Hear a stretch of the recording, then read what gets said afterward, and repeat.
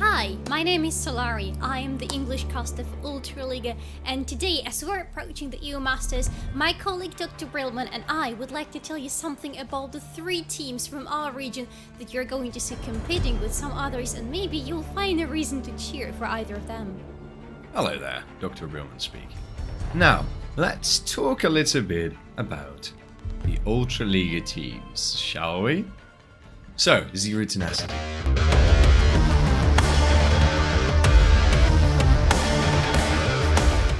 Now, that is a very interesting team. December 20, 2021, they acquired the spot of PDW in the Season 7 of Ultraliga. The squad of Mumas 100, Ruzaki, Sebex, VZZ and Voitas, led by Coach Nahovsky, they stepped on a path to conquer the Polish scene.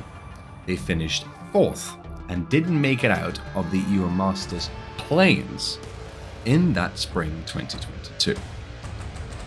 One split later, after preparing for a next season, incurring book camping, and staying as the same squad, they returned stronger than ever, defeating opponents like Iron Wolves, ex-Baltic champions, Lumina Gaming, ex-Ultraliga champions, Aga Rogue, reigning champions at the time, the most dominant team in the Polish League of Legends. In the semi-finals, they scored a dominant win against Lumina Gaming, going 3-0, and then finished the finals with the very same score, becoming the champions of Ultraliga of Season 8.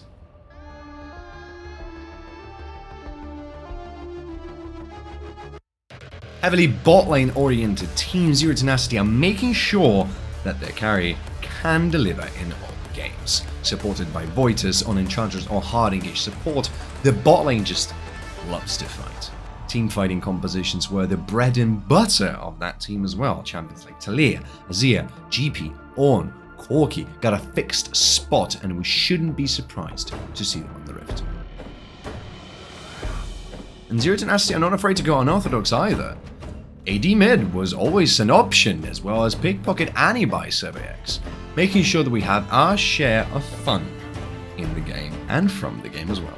As for Ruzaki, his playstyle and champion pool are oriented around the team. Wukong, Poppy, and Trundle is not exactly surprising to see in the draft phase. VZZ is the superstar. No, the superstar of the team.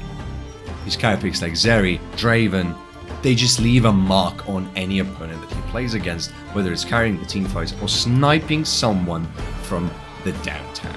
Minding you, playing against Rogue, Draven was perma-banned, and I think that speaks something about the player and the way he pilots that champion. While in game, keep your eyes on him. His impact might be decisive for the team. But what can you do against this superstar AD carry? And what can you do against the team that is just so up front to you?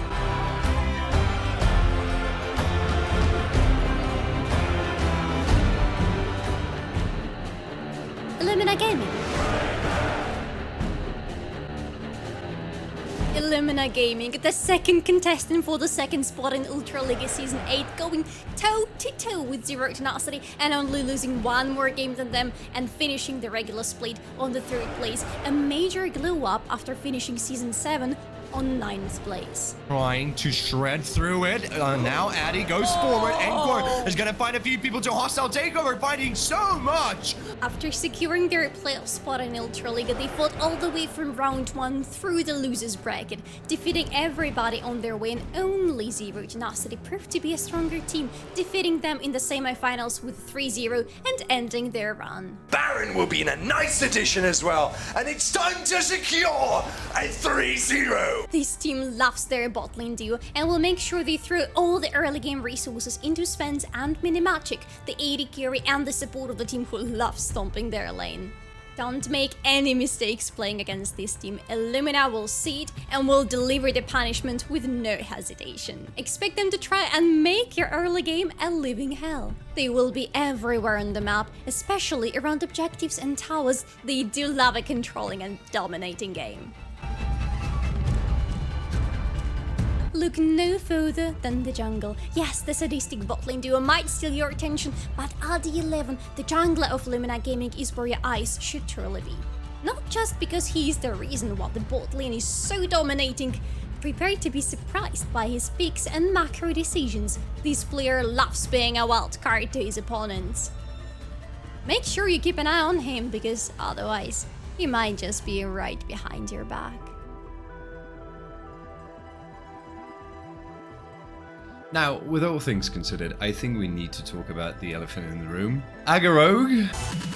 Because he's still alive. Super Mega Death Rocket not going to find the initial target. Muma's trying to live for as long as he can, but he will not be able to live for any longer.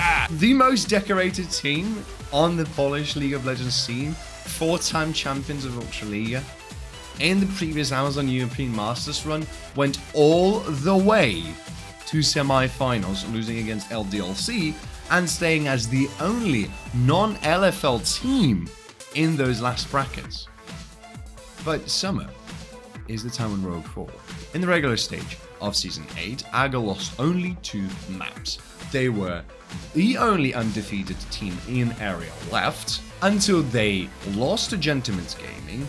After that, in playoffs, AGA Rogue rolls over Zero Tenacity with 3-1, pretty much with the dominant way of taking those maps, and qualified straight to the grand finals, as well as already qualifying to the European Masters. He's Q's away, goes for 1, goes for 2, goes for 3, goes for quadra, goes for a pentakill. No! He was stolen!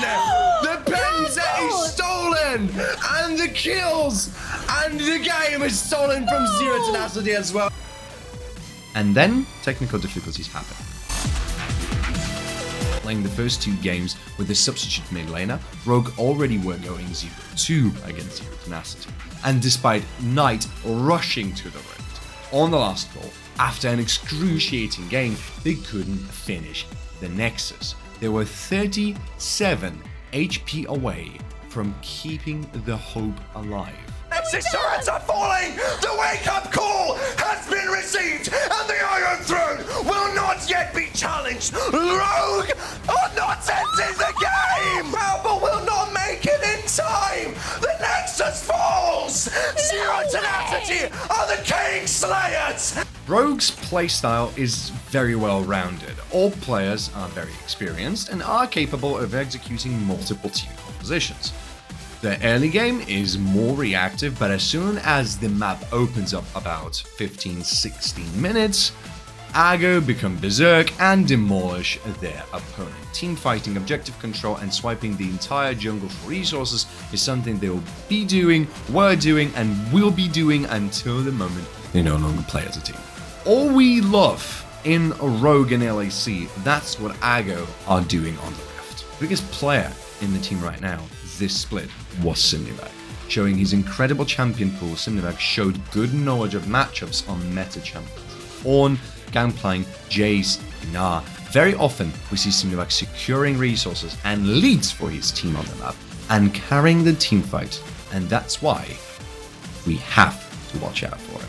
Going in! 3-man knockup, relatively good. Now Simnivag stepping forward as well with the needlework coming through everybody. Malvo goes golden and Rogue tried to clean the house up.